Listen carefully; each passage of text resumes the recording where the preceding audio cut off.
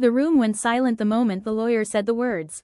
His only granddaughter. It was the kind of silence that doesn't just fall, it drops, heavy and undeniable, like something breaking midair.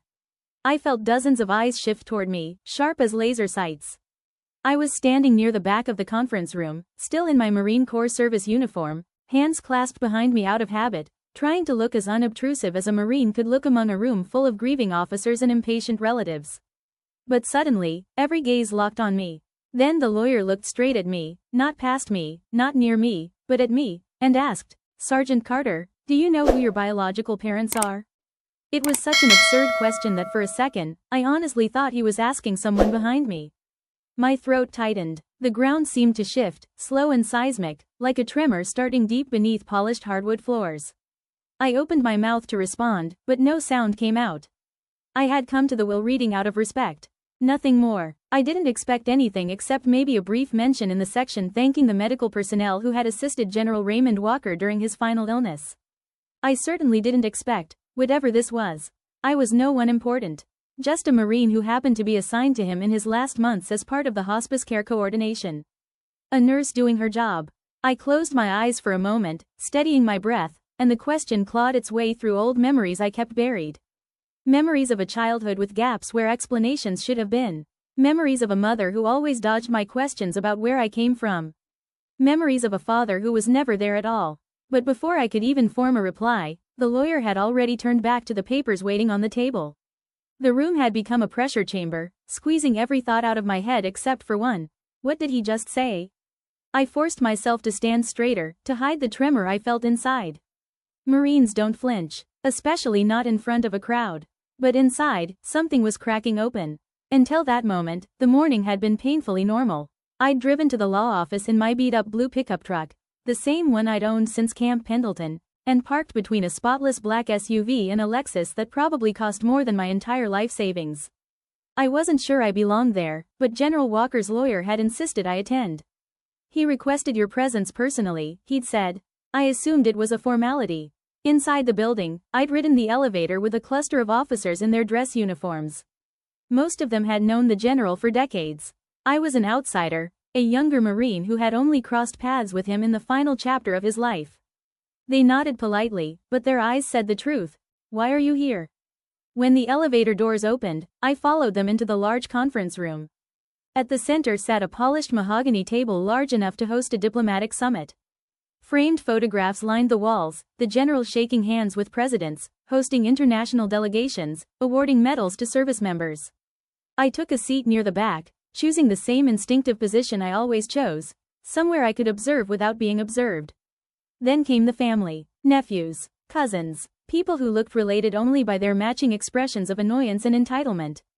They filled the room with loud greetings and impatient sighs. It was obvious they weren't there to mourn. They were there to collect. When the lawyer finally arrived, carrying a thick binder and wearing an expression of professional neutrality, the room fell into a restless quiet. He began reading through the will's small bequests, to charities, to former staff, to old friends from the general's long military career. I listened respectfully, expecting nothing, wanting nothing. I was simply fulfilling what I believed might be my last duty to the man I had taken care of. But then the lawyer turned to the final section of the will. And everything changed. As the weight of his question settled into the room, I felt something I hadn't felt since my first deployment overseas, a quiet, creeping fear. The kind that rises not from danger, but from truth. Did I know who my biological parents were? Yes and no. I knew my mother. I knew the tired eyes she tried to hide behind cheap drugstore mascara. The way she rubbed circles on my back when nightmares came. The way she worked double shifts at a grocery store so I could have a shot at college. But she never told me about my father. She never told me why she avoided certain questions. She never told me why my birth certificate looked incomplete. And I never pushed her harder than she allowed. She was all I had. When she died, the questions died with her. Or so I thought. Now, in a room filled with strangers, military brass in spotless uniforms, Anderson County's wealthiest social climbers, and family members who looked ready to tear each other apart over whatever crumbs the general had left, I stood frozen. Unsure if the ground beneath my boots was still the same ground I'd known a moment ago. It felt like the universe had cracked open to reveal a truth I wasn't ready to see. And yet there it was. Waiting. Demanding. The lawyer cleared his throat gently, trying to nudge me toward a response. But all I could whisper was a single word, barely audible even to myself: no. I didn't answer the lawyer right away. The words, biological parents, echoed in my head like somebody had dropped a steel tray in a quiet hospital corridor. Every eye was still on me. Waiting, weighing, judging. My face grew hot, the way it always did when a question cut too close to something I'd spent a lifetime avoiding. Did I know who my biological parents were? I took a breath that didn't feel like it reached my lungs. No, I said finally, my voice barely more than a whisper. I don't, not really. A murmur rippled through the room. One of the general's nephews, a heavy-set man in a tailored suit that probably cost more than my monthly rent, let out a loud, disgusted snort. Then what on earth is she doing here? He snapped, jabbing a finger toward me. She was just the nurse. This is ridiculous. Just the nurse. I'd heard that phrase in a lot of forms over the years. Just the nurse. Just the help. Just the person changing dressings at 2 a.m. while everyone else slept. I let the words slide over me the way I'd learned to do on long shifts with difficult families and arrogant patients. But inside, something clenched tight. The lawyer, Mr. Daniels, lifted a hand. We'll get to that, he said firmly. Miss Carter, if you'll stay until we finish, I'll explain everything I can once the formal reading is done. General Walker was very specific about you being here. Very specific. The phrase sat wrong in my stomach. I sank back into my chair, and my mind did what it always did when someone mentioned my real family. It went backward. I grew up in a narrow second-floor apartment above a laundromat in a part of town most people drove through without seeing. The building shook when trucks rumbled past. The pipes clanked. The walls were thin enough that I could hear Mrs. Chen downstairs yelling at her husband in Cantonese every Sunday morning. But to me, it was home. Because Mom was there. She worked days at a grocery store and nights cleaning offices. She came home smelling like floor cleaner and dish soap, kicked off her shoes with a groan, and still managed to smile for me. On good nights, she'd heat up a frozen pizza and we'd eat it off paper plates in front of an old TV that only got 3 channels. Just us girls, she'd say, tapping her soda can against mine. We're doing all right, kiddo. There was never a father in that picture. No extra chair at the table. No deep voice in the hallway. No weekend visits or birthday calls. When I was little and asked, she always gave the same answer. He wasn't ready to be a parent, she'd say, her expression closing down like shutters over a window. But we're fine. We have each other. That's enough. One rainy afternoon when I was about 9, I went hunting for coloring books in her closet and found a cardboard box instead. Inside were a few faded photographs, some yellowed envelopes, and a hospital bracelet with tiny black letters. Not Carter. Harris. When Mom walked in and saw me holding the bracelet, the color drained from her face. Where did you get that? She asked, sharper than I'd ever heard her. In your closet, I said. Is this mine? Why does it say Harris? She crossed the room in 3 quick steps and gently, but firmly, took it from my hand. For a moment, she just stared at it, her mouth pressed into a thin line. That's just an old mistake, she said finally. Paperwork. It doesn't matter. But why? She shoved the box back into the closet and closed the door. Then she knelt in front of me so we were eye to eye. Madison, listen to me, she said quietly. You are my daughter. I am your mother. That's what matters. Some things in the past, they don't help us. They just hurt. Do you understand? I didn't. Not really. But I nodded because I could see how scared she was, and I loved her more than I loved any answer. After that, I stopped asking direct questions. The curiosity never went away. It just moved underground. I noticed the way she flinched at thick envelopes in the mail. The way she tore some letters in half without opening them. The way she changed the subject whenever grandparents or cousins came up in other people's stories. We never visited extended family for holidays. There were no old family photographs on the walls. No stories about, when I was your age, from anyone but her. It was just us. An island of 2. Years later, sitting in that polished conference room with the general's relatives muttering around me, I could almost smell the old apartment again. Laundry soap, cheap coffee, her drugstore perfume. I could feel the smooth plastic of that hospital bracelet in my hand. After Mom died, far too young, her lungs finally giving out after years of cleaning chemicals and secondhand smoke, I went through her things again, looking for that box. It was gone. So were the papers, the photographs, everything. All she left behind was a note tucked into her worn Bible: forgive yourself. Forgive me. Keep going. At the time, I assumed she meant the ordinary grief. Forgive myself for not saving her. Forgive her for leaving me alone. But now, with Mr. Daniels asking about my biological parents and an entire room full of strangers staring at me, the words felt heavier. Like they belonged to a secret I still didn't know. What exactly had she done that needed that kind of forgiveness? Miss Carter. Mr. Daniels's voice pulled me back to the present. The reading was over. People were standing, chairs scraping, voices sharp with outrage. I realized I hadn't heard a single word of the last several pages. I got to my feet automatically. Yes? If you'll stay for a few minutes, he said, lowering his voice so only I could hear, I'll explain why General Walker wanted you here. There are documents you need to see. My heart started pounding again. I looked around the room at the angry faces, the relatives who had clearly expected a very different ending than the one they'd just heard, and I understood something simple and terrifying. Whatever this is, I thought, my life is not going back to normal after today. Mr. Daniels guided me out of the conference room and into a quiet hallway with framed photographs of judges, officers, and retired attorneys lining the walls.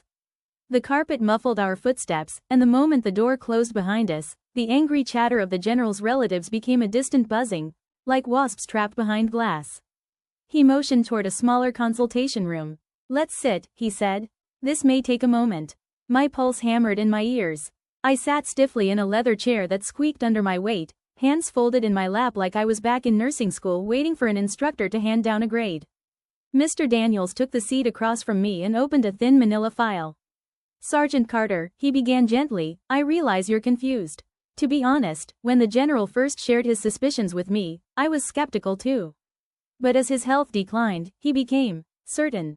Certain of what? I asked, trying to keep my voice steady. He met my eyes. That you were connected to him. I blinked. Connected how? Instead of answering, he slid a small stack of documents toward me. The top one was a copy of my birth certificate, or rather, the stripped-down version I'd always known. The one with missing fields. The one Mom always dismissed as just a paperwork mix-up. Below it was a handwritten note in the general's bold, slanted script. Find her. Confirm. My stomach tightened. Why would he have this? Mr. Daniels folded his hands. Because he asked for it through legal channels. He knew you'd been adopted. And he knew your mother had used 2 different last names in the years following your birth. I felt the blood drain from my face. How would he know that? Because your mother served on a military base he commanded, he said quietly. She was a civilian nurse there. 31 years ago. My breath caught. I swallowed hard. My mother never mentioned that. General Walker remembered her, he said. Very clearly. I leaned back, trying to make sense of it. But why? He reached for another document, a faded personnel photo clipped to a form. A younger version of my mother stared back at me, wearing a simple blouse, hair pulled back, eyes full of uncertainty. And something else. Fear? Hope? I couldn't tell. She looks like me, I whispered, tracing her face with my thumb. Mr. Daniels nodded. General Walker requested every file he could legally obtain. When he saw your picture in the hospital directory, he said it felt like déjà vu. I closed my eyes. I could almost hear Mom's voice again, tight and trembling. Some things in the past don't help us. They just hurt. What did he tell you? I managed. That he'd known your mother, Mr. Daniels said. And that she left the base abruptly, without explanation. He tried to find her, but her trail went cold within months. He always regretted it. My throat tightened. Why regret it? Who was she to him? He hesitated, just a moment, but long enough for dread to crawl up my spine. Mr. Daniels, I said, my voice cracking slightly. Please, I need the truth. He exhaled. He believed she was his niece. His sister's daughter. The world tilted. I gripped the edge of the table to steady myself. That would make me. Yes. He nodded slowly. He believed you were his granddaughter. I shook my head as if denial could change reality. My mom never said anything. She said she didn't have family. It's complicated, he said softly. Family histories often are. He reached into the folder again and removed a small brass key. Before he passed, the general asked me to give you this. It unlocks a storage trunk in his home. Something he kept for decades. What's inside? He gave me a sad smile. I don't know. He said you'd understand when the time came. I held the key in my palm. It felt strangely warm, like it had been waiting for me. I don't understand, I whispered. Why didn't he reach out sooner if he thought I was family? Why didn't he say anything? Mr. Daniels folded the manila folder gently, as if sealing something delicate inside. He didn't want to burden you without proof. He knew the risks of being wrong, especially given the contentious nature of his relatives. I nodded slowly, remembering the furious faces in the conference room. If they were this hostile to me as a nurse, I could only imagine their reaction if he'd claimed me as kin while he was alive. He also knew your mother left for a reason, Mr. Daniels continued. He didn't want to disrupt the life she'd built. But when he learned you were caring for him, when he saw your compassion, your patience, he told me he felt like he'd been given a second chance to do something right.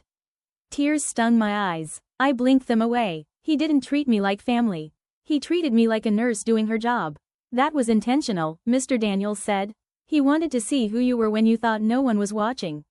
Not as an heir, not as a walker, just as yourself. I sank deeper into the chair, absorbing the weight of it all. So what now? I asked. That's up to you, he said. But I will tell you this. There are still documents you haven't seen.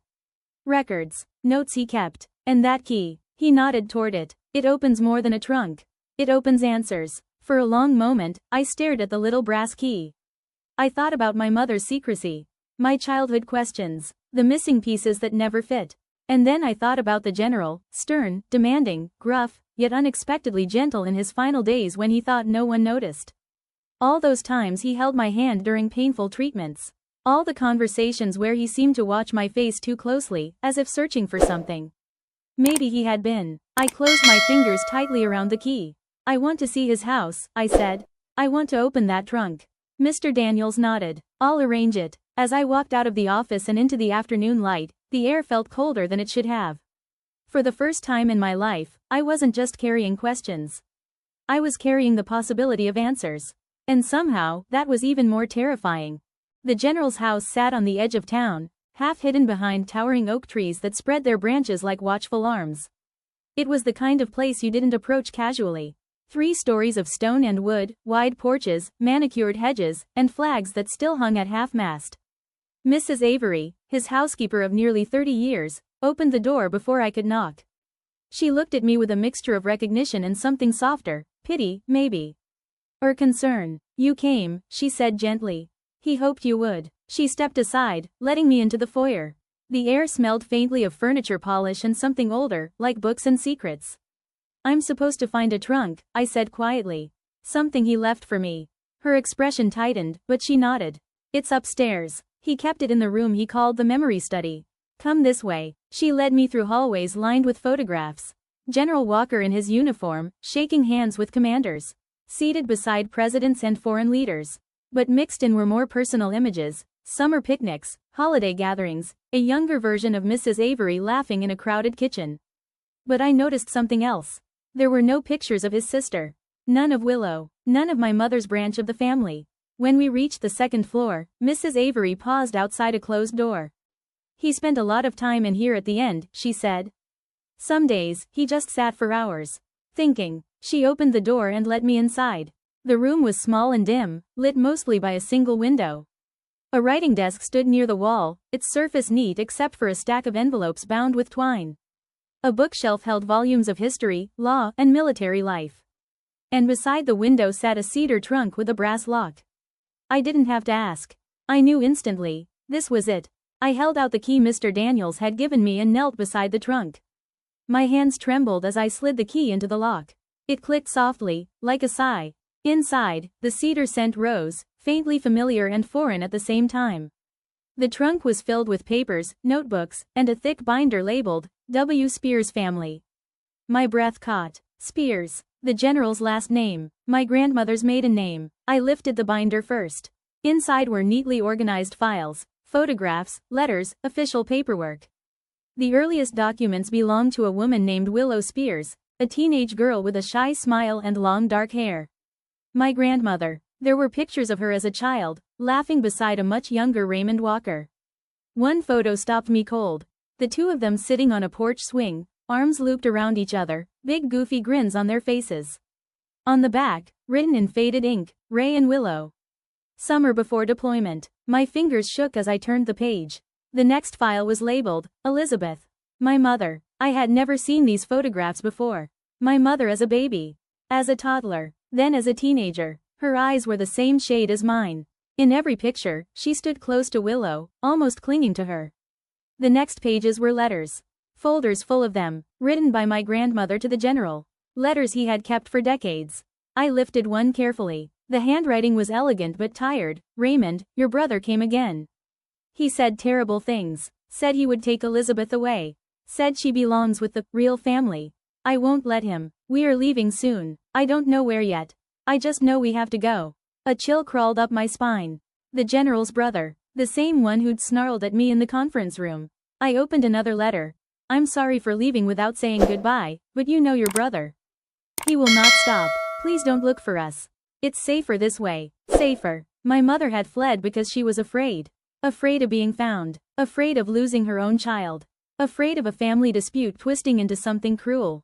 Another letter, dated months later, revealed even more. I have changed our names.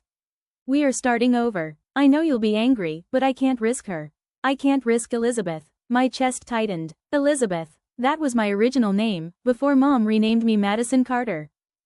But then I reached the final envelope in the stack. The one with tear stains darkening the paper. Raymond, she's pregnant. She's scared, and she refuses to let you help. I begged her to return home, but she won't. She believes your brother will try to claim the baby. She won't say it, but I know she's thinking of disappearing again. Of running. Of raising the child alone. I don't know what to do. I stared at the date. It was a month before I was born. My vision blurred. The room felt smaller, the air thicker.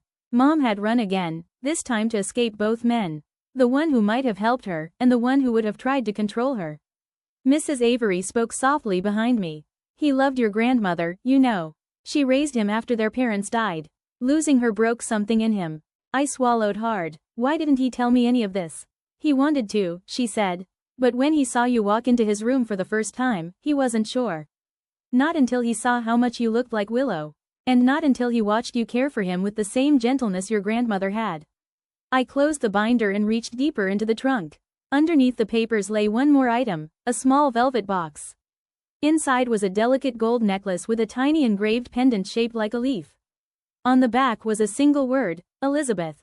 My mother's first name, my name. A sob rose in my throat.